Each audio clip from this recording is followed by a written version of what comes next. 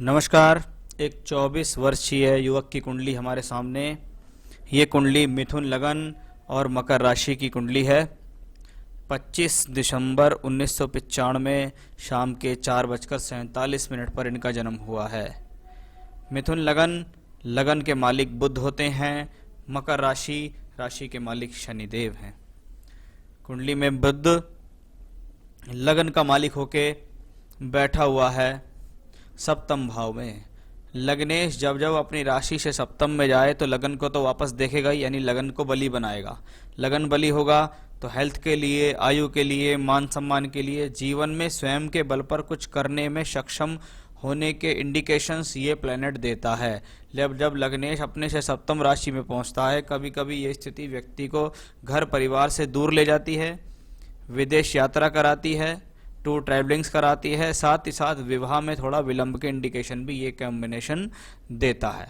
लेकिन लग्नेश और चतुर्थेश है इस हॉरोस्कोप में बुध, जो कि सप्तम में बैठे हैं, तो केंद्र में बैठा है ग्रह अपने आप में बेहतर होता है, इसमें कोई संदेह नहीं है। तो बुध की पोजीशन अपने आप में बहुत बेहतर है। लगन को अन्य ग्रह भी देख रहे हैं, जैसे बृहस्पति सप्तमेश होके सप्तम में। सप्तम का मालिक सप्तम में हो तो सातवां घर मजबूत होता है और सातवें घर से संबंधित कारकत्वों के फायदे मिलते हैं, जैसे पत्नी अच्छी मिल जाती है, पत्नी योग्य मिल जाती है, पत्नी सुख सहयोग देने वाली हो जाती है, साथ ही साथ पत्नी किसी प्रकार का वर्क करना या किस सहयोग देना, या इसको कह सकते हैं आज के समय में पति भी कमा रहा है और पत्नी भी कमा रही है, ऐसे इंडिकेशंस यहाँ मिलते हैं।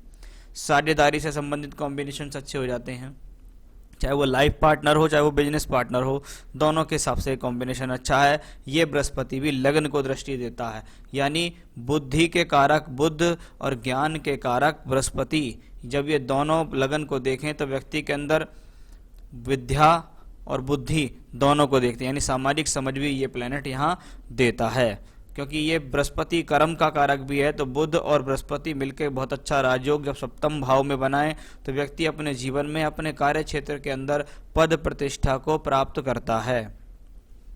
साथ में मंगल हैं। मंगल छठे और एकादश का मालिक हो गया, यानी दो खराब स्थानों का मालिक है, बैठा है सप्तम में, मंगल दोष बनाता है। अब ये वो कॉम्बिनेशन है जिसके कारण थोड़ी बहुत हस्बैंड वाइफ के बीच में प्रॉब्लम के इंडिकेशंस दिखाई दे रहे हैं। थोड़े बहुत सप्तम में मंगल हो, मांगलिक दोष है। ये बिल्कुल जरूरी नहीं होता है कि मंगली का विवाह मंगली से ही हो। देखना पड़ेगा कि लड़की की कुंडली में कोई ऐसे नेगेटिव कॉम्बिनेशंस तो नहीं है जिसके कारण मैरिड लाइफ में प्रॉब्लम आए। इसलिए शादी जब भी करें गुण मिलान ना करके कुंडली मिलान करके शादी करें। चलिए सूर्य के बारे में बात करें। सूर्य थर्ड लॉर्ड 7th हाउस में, ये प्लेनेट आपकी इच्छाओं को जागृत करता है। इस दौरान आप छोटी बड़ी यात्राएं करेंगे, उनसे आपको फायदा हो जाएगा। सूर्य आपका साहस बढ़ाने में सक्षम है, लेकिन जब सूर्य मंगल के साथ आ जाए तो फिर से ये इंडिकेशन देता है कि कभी कभी ऐसी स्थिति भी आएंगी जो हस्बैंड वाइफ के बीच में ईगो प्रॉब्लम को लेके टेंशन देने वाली होंगी। बाकी बृहस्पति बुध अपने आप में बहुत बेहतर हैं, जो 7th हाउस में बैठकर इस भाव को मजबूती दे रहे हैं। शनि भाग्येश होके भाग्य स्थान में बैठा है, जो ग्रह अपनी ही राशि में हो उस भाव में वृद्धि कर देता है।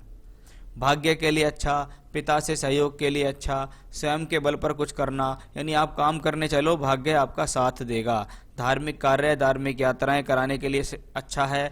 हायर एजुकेशन कराने के लिए सक्षम है। हायर एजुकेशन के लिए घर से दूर ले जाकर कार्य कराने में सक्षम है।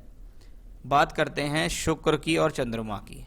जब जब पंचम का मालिक शुक्र अष्टम भाव में आ जाता है, मित्र ग्रह की राशि में है, साथ में द्वितीयेश चंद्रमा भी है, इसका मतलब व्यक्ति अपनी बुद्धि, अपनी वाणी, अपनी बोलचाल के साथ जीवन में पैसा कमाएगा।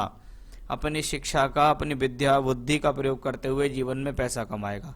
ये स्थिति किसी प्रकार की शोध को भी रिप्रेजेंट करती है, यानी व्यक्ति अगर जीवन में चाहे तो अच्छी एजुकेशन कर सकता है, शोध कर सकता है, जिसमें जैसे कोई रिसर्च कर ली, कोई पीएचडी वगैरह कर ली, वैसा भी इंडिकेशंस यहाँ दिखाई दे रहा है। तो ये भी कॉम्बिनेशंस अपने आप में अच्छा है। धनेश जब धन भाव को देख रहा है, इसका मतलब ये स्थिति कुटुंब से धन दिलाने वाली है, पैतृक संपत्ति दिलाएगी, घर परिवार से सहयोग दिलाएगी।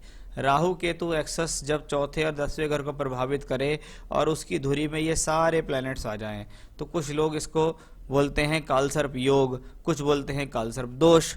लेकिन आज तक ये डिसाइड नहीं हुआ है कि ये योग है या दोष है। दोष है तो प्रॉब्लम देगा, योग है तो फिर क्यों प्रॉब्लम देगा। लेकिन मैं इस ना इसे योग मानता ना इसे मैं दोष मानता हूँ, क्योंकि किसी भी शास्त्र में इसका कोई वर्णन नहीं है। हाँ, जो लोकल बुक्स लोगों ने लिख दी हैं उसमें इसका वर्णन कर दिया है। अब ऐसी स्थिति में क्या है, आप भविष्य में एक बार उज्जैन चले जाना, महाकालेश्वर ज्योतिर्लिंग, वहाँ जाकर आप भगवान शिव के सानिध्य में बच्चे की पूजा करा देना, बस, और कुछ कराने की जरूरत नहीं है। नवांश कुंडली में भी प्लेनेटरी पोजीशन ठीक ठाक है। लग्नेश मंगल लगन में बैठा है, सप्तम में शनि है, बृहस्पति के साथ है, घर परिवार ठीक है, ससुराल पक्ष ठीक होगा, ससुराल पक्ष से मान सम्मान भी मिलेगा। दशा पे बात करते हैं और सवालों पे बात करेंगे। बृहस्पति की महादशा चल रही है, उम्र का 25वां वर्ष चल रहा है। कौन है बृहस्पति?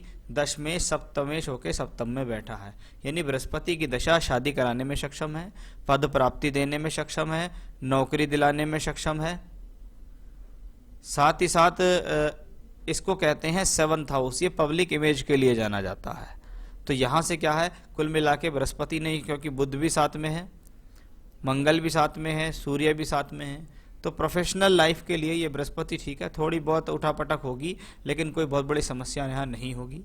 नवांश कुंडली में देखेगा तो भी बृहस्पति केंद्र में शनि के साथ है, और दशमांश में देखें तो बृहस्पति यहाँ पर 7th हाउस में बैठा हुआ है, शनि की राशि में बैठा है, और शनि एक्सॉल्टेड होकर इसका नीचभंग राजयोग भी कर रहे हैं। यानी बृहस्पति की दशा में प्रोफेशनल लाइफ भी दिखती है, पद प्राप्ति दिखती है, जीवन में तरक्की भी दिखती है। क्योंकि अभी बृहस्पति फरवरी 2019 से शुरू हुआ है और बृहस्पति 30 मार्च 2021 तक चलेगा। उसके बाद आएगा जीवन में बृहस्पति में शनि। शनि भाग्य स्थान में बैठे हैं, अपनी ही राशि में बैठे हैं, यानी शनि 9th हाउस के रिजल्ट देंगे, भाग्य को उजागर करेंगे। कोई नौकरी करना चाहते हैं या नौकरी में प्रमोशन लेना चाहते हैं, नौकरी में तरक्की, ऐसे इंडिकेशन शनि देता है। साथ ही साथ कोई हायर एजुकेशन करना चाहते हैं तो गुरु शनि में करिएगा, हो भी जाएगी, पूरी भी हो जाएगी। यानी मार्च 21 से अक्टूबर 2023 के बीच आपने, क्योंकि पहला सवाल पूछा है एजुकेशन में next master degree which period, तो मैंने आपको वो बता दिया, उसी दौरान ये एजुकेशन हो जाएगी। हेल्थ एंड लाइफ पीरियड, देखिए लाइफ पीरियड तो बहुत बड़ा होता है, उसके बारे में कुछ नहीं कह सकते, क्योंकि हम जो भी दशाएं देखते हैं आने वाले 2, 3, 4, 5 साल में दशाएं कैसी जा रही हैं। जिस ग्रह की दशा चल रही है, सबसे बड़ी बात है 16 साल के लिए बृहस्पति आया है। बृहस्पति इस हॉरोस्कोप में बहुत सक्षम है, यानी बृहस्पति नींव रख सकता है किसी भी अच्छे कार्य के लिए। बृहस्पति आपको करियर में सेटलमेंट दे सकता है। हेल्थ इश्यूज मुझे कोई बड़ा दिखाई नहीं दिया। करियर इन इंडिया और अब्रॉड, देखिए करियर के बारे में बात करते हैं तो आप बृहस्पति को कि 7th हाउस में मैंने पहले भी बताया था आपको, साथ में मंगल भी है, बुध भी है, सूर्य भी है। अगर ऐसे व्यक्ति विदेश के लिए ट्राई करते हैं तो वो अवश्य जा सकते हैं, क्योंकि अभी भी और आने वाली सारी दशाएं आपको इस तरीके के इंडिकेशंस देती हैं कि व्यक्ति घर से दूर जाकर तरक्की करेगा। यदि आप प्रयास करेंगे तो बिल्कुल जाएंगे, आपका अच्छा करियर आउट ऑफ इंडिया भी संभव है। Profession, which stream will suit, IT, business management, own business.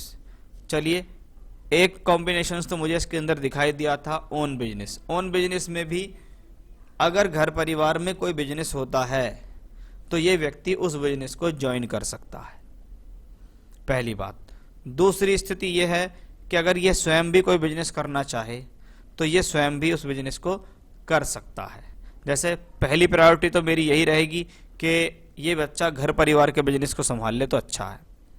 उसके अलावा जैसे इस कुंडली के अंदर जो योग बनते हैं व्यवसाय के लिए, जैसे जिसमें बोलचाल की भाषा का बहुत ज़्यादा प्रयोग होता हो, वाणी से संबंधित कार्य, कुटुंब से संबंधित कार्य, खाने पीने से संबंधित कार्य, फूड आइटम्स से रिलेटेड कार्य, अगर ऐसा व्यक्ति जीवन में करता है तो वो व्यवसाय के लिए अच्छा है। बाकी आपने पूछा है IT या बिजनेस मैनेजमेंट, जुपिटर काफ़ी स्ट्रॉन्ग कंडीशन के अंदर है, भले इसको टेक्निकल एजुकेशन प्लैनेट्स ने इनको कराई होगी, लेकिन अगर ये मैनेजमेंट के फील्ड में जाते हैं तो भी अच्छा रहेगा इनके लिए।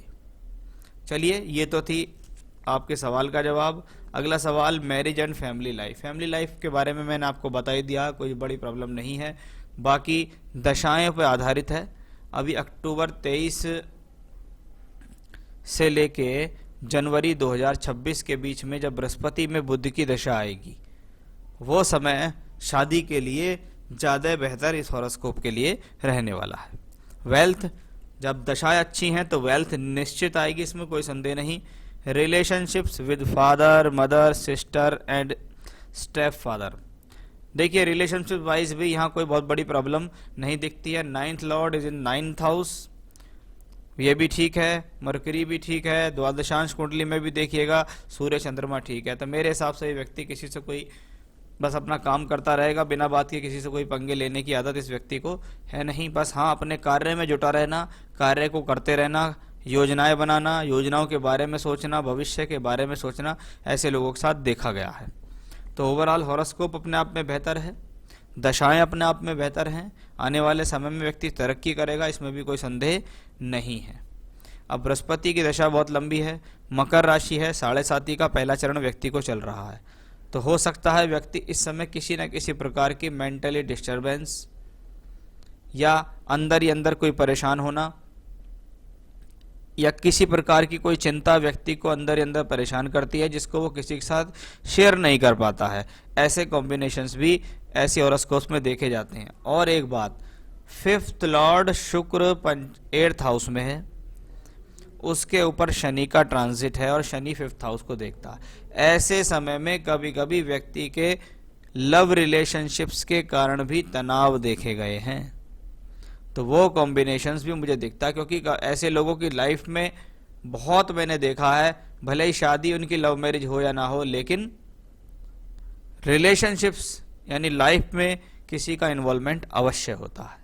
तो वो कॉम्बिनेशंस भी मुझे यहाँ दिखाई दे रहा है, क्योंकि काम के हिसाब से, पैसे के हिसाब से, नौकरी के हिसाब से या पढ़ाई के हिसाब से स्थिति ठीक है, लेकिन मन के अंदर थोड़ा अवसाद और टेंशन्स रहने की स्थिति है। तो व्यक्ति को भगवान शिव और हनुमान जी की पूजा लगातार करनी चाहिए। रुद्राष्टकम का पाठ कर लो, हनुमान चालीसा या बजरंग बाण का पाठ करो रोजाना, ये आपके लिए बहुत ज़्यादा बेनिफिशियल रहने वाला है। बाकी पन्ना रत्न पहनना इनके लिए सूटेबल रहेगा। सीधे हाथ की कनिष्ठा उंगली में एक अच्छा सा पन्ना रत्न ये धारण कर लें चांदी के अंदर, वो इनके लिए बहुत अच्छा रहेगा। आप चाहें तो मुझसे भी सर्टिफाइड स्टोन प्राप्त कर सकते हैं, मैं आपको दिखा भी सकता हूँ और उसकी रिंग बनाकर आपके एड्रेस तक पहुँचा भी सकता हूँ। तो ये था आपके हॉरोस्कोप के एनालिसिस और सवालों के जवाब। नमस्कार।